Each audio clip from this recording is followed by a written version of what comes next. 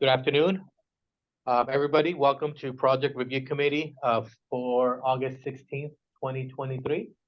We're going to go ahead and start today's meeting at 1:33 p.m. With that, we're going to go ahead and start with roll call of city staff. We're joined by myself, Oscar Cepeda, the Associate Planner. We're also joined by Jason Ridenour.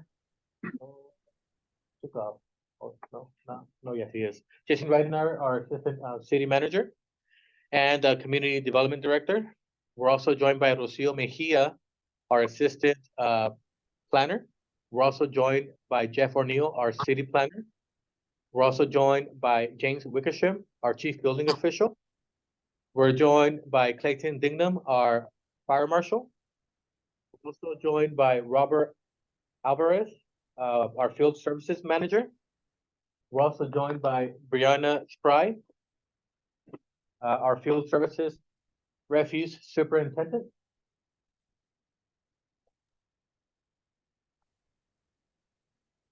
And we're also joined by David Payne, our Water Utility Superintendent.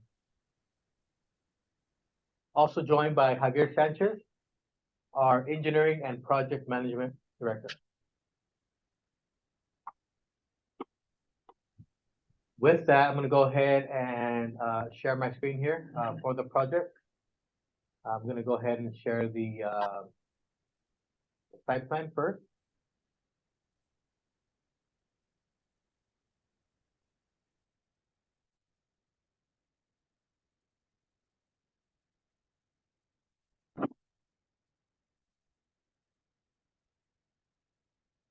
As far as the application, the applicant is proposing to establish a new restaurant by the name of Taculichi at 188 West Olive Avenue. With the establishment of a restaurant, the applicant is requesting the process or a conditional use permit for a Type 41 on-sale beer and wine alcohol license. And again, in conjunction with the restaurant. So with that, I'm going to go ahead and start comments or provide comments from planning. As far as the use of a restaurant, it is a permitted use within the zone district of general and service commercial. Also, the request for alcohol sales would have to go through a conditional use permit process, which is a public hearing and discretionary approval from our city council. There are fees associated with that process. And again, as far as the fees associated with the conditional use permit fee is $1,164. The project will require an environmental review. Preliminary, we can make the determination that we can make a notice of exemption for the project, which would require a $79 fee in order to prepare the document.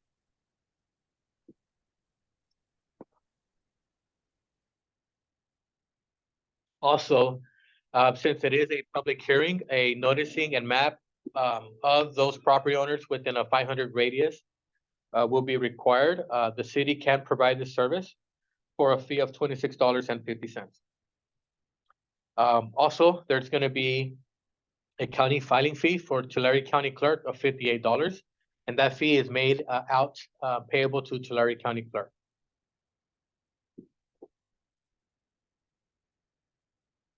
One of the major items for the new uses is going to be the required off-street parking.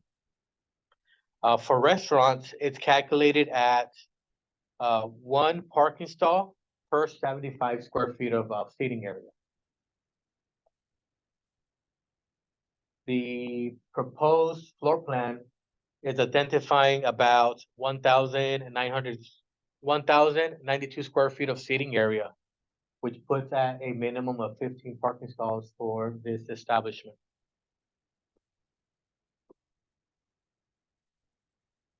Going back to the site plan, we're showing about 5 stalls currently.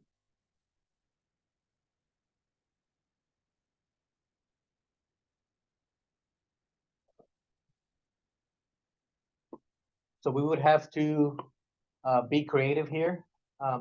If we do move forward with providing the minimum required parking for the new uses. The development ordinance does have a mechanism to possibly establish a parking agreement with adjacent property owners in order to try to meet that minimum. Of course, we wouldn't be able to reduce the minimum for the other uses. So we will have to evaluate the overall numbers. But again, the development ordinance does have a process. If we're unable to meet the minimum parking stalls within the property, we do have a potential process to possibly do an off-site parking facility with a parking agreement.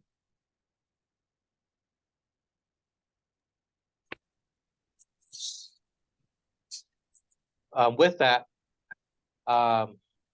as far as the alcohol license, the property is within the Census Tract 38.02, which allows 3 on-sale and 4 off-sale alcohol license.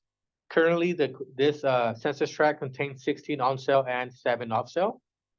With this application, there is an over-concentration of alcohol licenses in which, with the conditional use permit, we would have to process a letter of public convenience or necessity, which is a process done by our city mayor.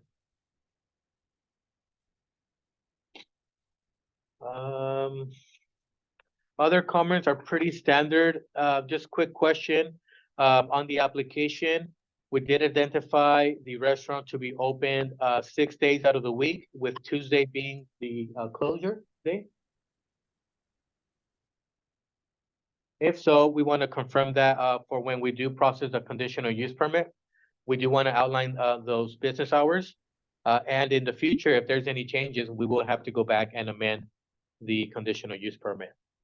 But from the application, again, it's going to be open from 12 p.m. to 9 p.m., open 6 days a week, with Tuesday being a closed day. Yeah, that's correct.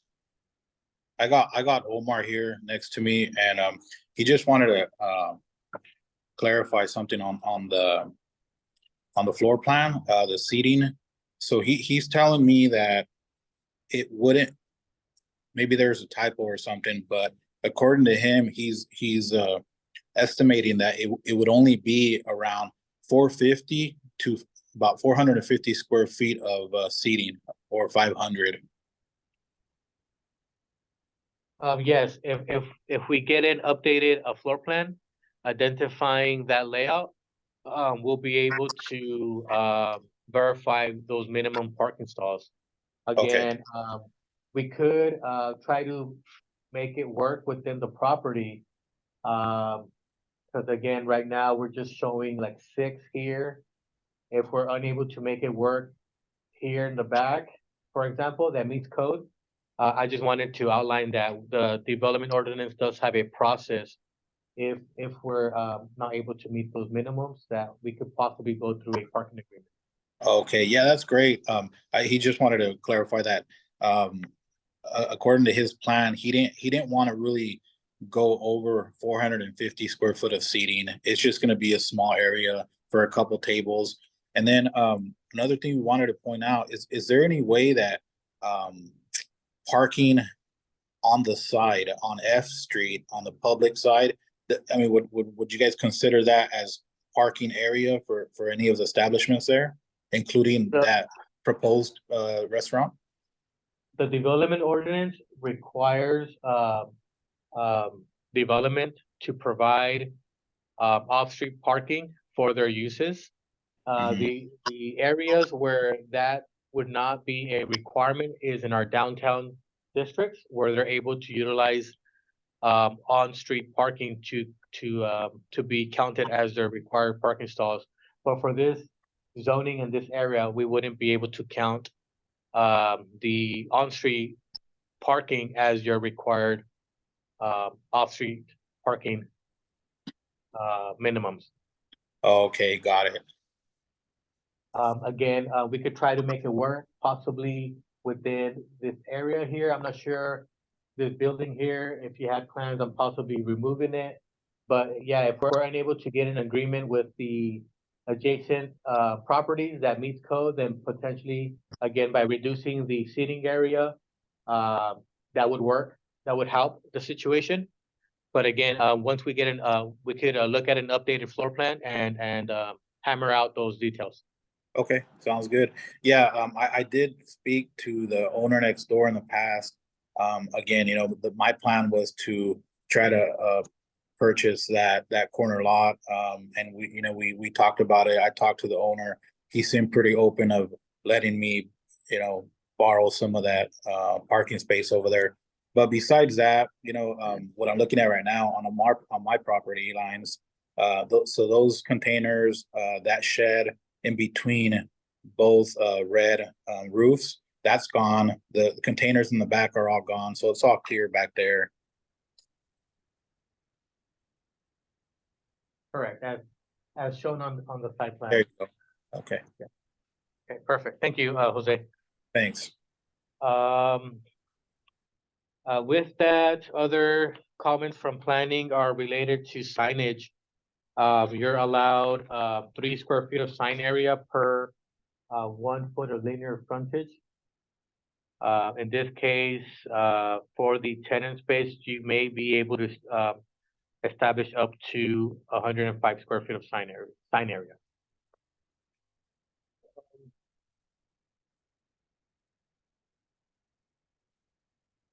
With that, that's gonna be all of our major comments from planning.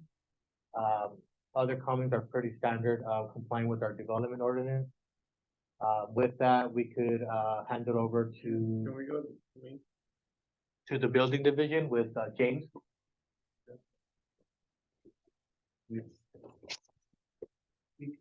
Hey, Jose, this is James in the building department. Oh, hey, James. Hey, I just want to just kind of piggyback off of what you mentioned, the owner saying that they're only going to have 450 square feet of seating area. Right. That's what he wants, but the code looks at it differently. So the code looks at it as the whole space technically could be occupied. So what we do is we take the square footage of the seating, which it's just showing tables and chairs. It's not like a fixed booth, right? So yeah. you take, the code says you take that area and you divide it by 15, and that's your occupant load for that area. And then if you have open space, like say, for example, you guys have open space, you take that area and you divide it by, I believe it's 7. So it's the code looks at it as basically like, worst case scenario. Mhm. So when we do the occupant load, we're going to do it off of a set of plans that come in through a permit process. But just even based off of the occupant load, based off of what we're looking at here, you're going to be more than 49 people, which kicks you into having 2 exits out the building. So obviously the front door is an exit, but then you'd have to have a rear exit also. And that rear exit would obviously go to an enclosed area. So you would have to get everybody out basically into the alley through like a man gate. Okay. You see what I'm saying? The gate, Like, that like gate. the code, Sorry. the code's looking at it as, an emergency situation and everybody needs to get out, and there's got to be 2 exits. So in the second exit, you can't, to the public way, in the second exit, you can't just send them out into that enclosed area that's gated. I see. Is there any modifications, anything I could do to that gate, to fall under? Well, code? you would have to put in a gate that's like a man gate, like a 36-inch, push open gate. Like I for a see. person to walk through, not a vehicle. Oh, okay. And then that exit going out the rear of the building, plus the exit going to the alley, the public way, would have to have a panic hardware on both doors. The building itself, where the restaurant would be, you'd have to have the illuminated exit signs above each door, including the gate. And then inside the restaurant, you would have to have emergency lighting. Just because of the occupant load. Right. Let's see. And then the other thing is, when we were looking at the code, this would be considered a A2, and your suite to the east, I believe, is going to be an M occupancy for mercantile. The separation between an A2 and an M, you got to have a firewall in there. So the code says that if the building is sprinklered, you have to do a 1-hour firewall. If the building is non-sprinklered, you have to do a 2-hour firewall. So that wall between both suites would have to be built to the construction of a 2-hour wall. There's a few different ways to do it, but that wall would have to go from floor to roof deck. Okay. So you know what I mean? So if you have a fire in the restaurant, it gives enough time for the fire department to get there and not harm the other suite. Exactly. Okay. Yeah. And then your other suite, it has a restroom, right? If I remember right, when you close the wall in, the other Yes. suite had a restroom. Yeah, that's what I thought. And then, so a couple other comments that I would have would be, all the plans would have to be submitted to the health department. We do accept e-submittals, so we can give you the information on if you want to submit through the electronic or hard copy. And then the only other thing that I was going to mention is, I know that parking's an issue, but being that you're opening a restaurant, you would have to have some ADA accessible parking stalls. So I don't know how I don't know how that one's going to be accomplished. That's a tough one. I have one on, near the alley. Yeah, but the problem is that it's, obviously it's existing. It's kind of a existing non-conforming, but to get someone from that stall to the front door, you can't guide somebody through the alley to get to that sidewalk. If they were to do the parking agreement. Yeah, if you were to do a parking agreement to the neighbors, that would be a lot easier on getting somebody to the front door. Right.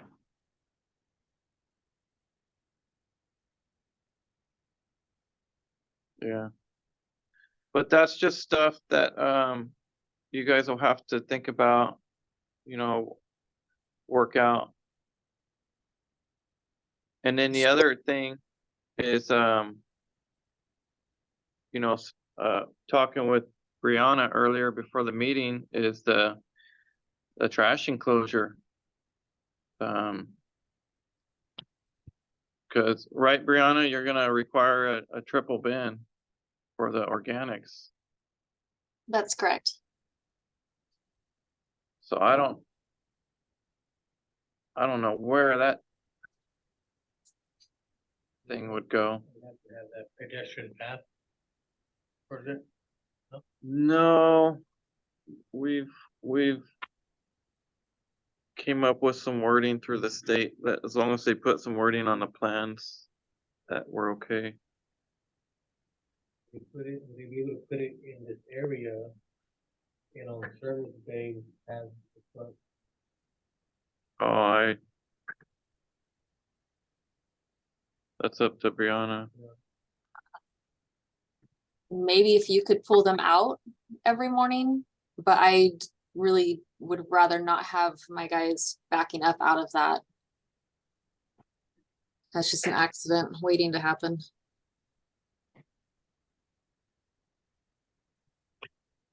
Could they expand this one?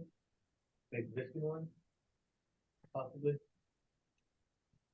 So the way we do ours right now is basically every Thursday, either myself or somebody else is pulling it out of the gated area. So I wouldn't have any issues with that if we had to pull it out, every Thursday morning, and we put them back in anyways, so. Okay. But No, that's, I would be fine with that if, I mean, as long as we have that agreement. Yeah, but now it's a, three bins, right? Yeah, it'll still have to be the triple bin. Yeah, that's a state requirement now. It'll be 3 days a week instead of 1. oh, okay, 3 days a week. We could probably get it to two days. I mean, it would, well, how many days a week are you planning Yeah, for this to be open? I guess that doesn't mean they have to. I believe it's 7 days a week Is or it 7? Okay. yeah. And yeah, to Jane's point, I don't know if, unless it's full, I mean, even sometimes I forget because we don't really have that much trash buildup here Mhm. right now. So there's Thursdays that I just forget to do it, or I don't even bother to come and take it out because, there's nothing in it. So, yeah, maybe, sometimes we wouldn't even have to take it out, but I would absolutely be, more than willing to help out and bring it out every 2 days if possible. Okay, yeah, it would just be the organic bin that I'd be more concerned about because that one will be where all of your like scrap food or excess, scraping off plates or whatever will go into your green can, and that one will smell and you don't want to get bugs and I so agree. I'd be a little bit more concerned about that one for sure being serviced. And I usually will recommend 3 days a week. I think with the schools we've gone 5 days, just for that reason. Absolutely, yes.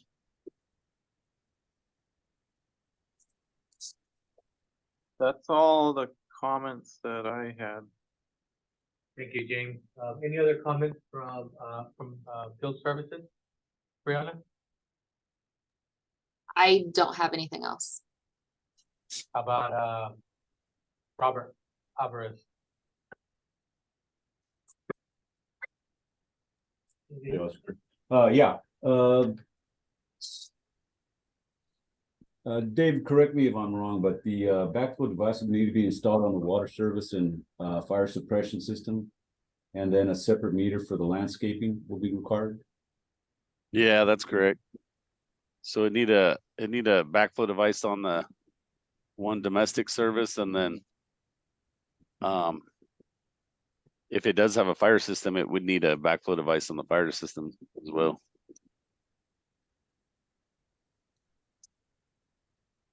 And if there's going to be any landscape, you want to separate that out. That will help with the billing on for the customer. Yeah, we would sorry, go ahead. Sorry, I was just gonna input and say that I don't think we're gonna have any landscape system. Yeah, there's There's landscaping, there's already landscaping though up front, right, Oscar? That they would have to maintain? it's all gone. Correct. We would have to maintain the landscape area. When you reference, it's all gone. Is it? What has changed since the Google Maps view here? Did we remove the trees? The trees and the dirt, all that was pulled out during the whole transfer of ownership. Yes, we would have to, that would be part of the comments from planning, we would have to maintain and replant that area. Did you have any plans to, anything to? No, for absolutely that not. area? Just to, if it wasn't a requirement, the plan was just to leave it as is. It's pretty much bare. They came and put DG and to eliminate the dust and all that, and just minimize any debris from the trees and bushes that were growing. So right now it's pretty much all gone. It just has a gravel over it.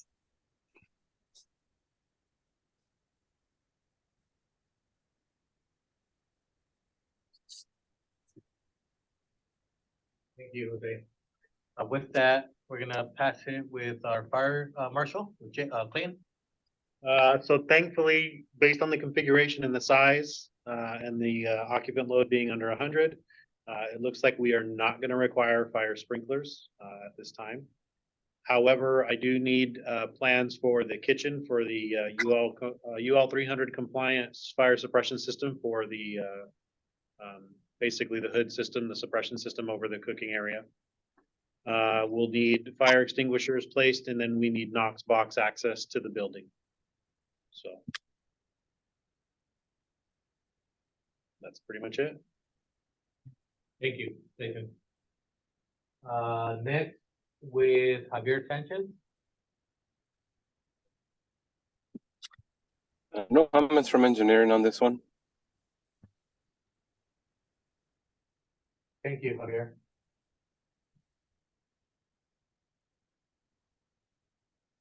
Any comments from Joe?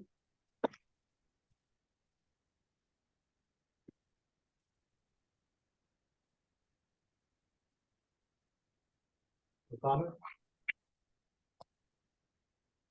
I think that's all from that. Are there any other questions from the applicant at this time?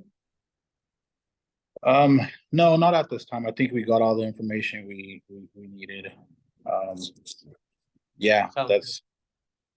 And then we will be providing each department's comments and or condition based off today's meeting. Again, if you want to update your floor plan here with the seating area, we can always adjust our minimum parking stalls that would be required on your project. That would be great. And then as far as the comments, you will be receiving comments, the PRC letter in about 2 to 3 weeks from today's date. Okay, would we be able to get a copy of today's requirements or notes anytime sooner than that? Our standard timeline is 2 weeks, 2 to 3 weeks. 2 weeks, okay. Again, once we get each department's comments, we'll compile them in a letter. We'll mail them out to the applicant, and we can also email you a copy to help with that timeline. Awesome, okay. I think we only had one more question, and that was just regarding the seating. So I know James pointed out that basically the way you're looking at it is how much square footage space is there, right? Accessible or available.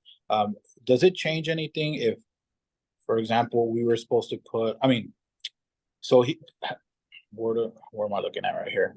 So he did want to put up a wall right there where you're basically exactly right there. But you know what? Never mind, because that screws up the whole emergency exit, right?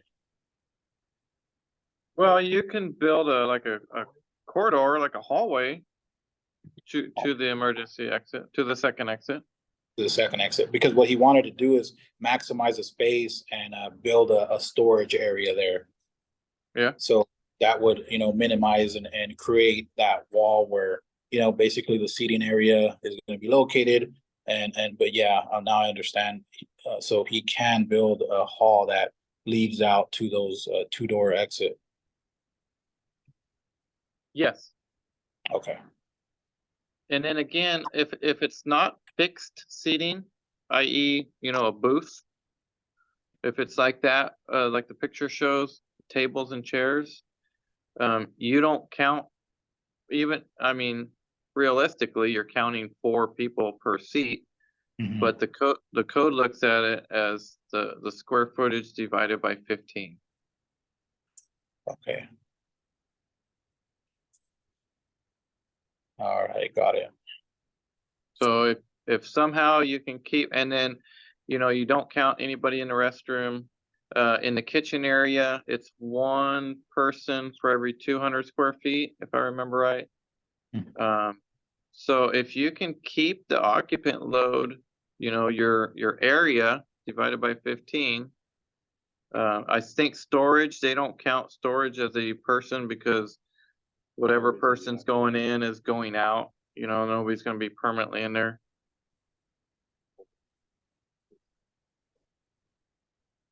Okay. Right. One more question. Restroom. Right. James, you're very familiar with this because we went through this process with that restroom we built. Is that restroom sufficient for the capacity that we're gonna have there? I just don't want to run into down the road any surprises. Yeah, no, you should be fine. Okay, just one restroom. Yeah. Okay, awesome. That's it on our end.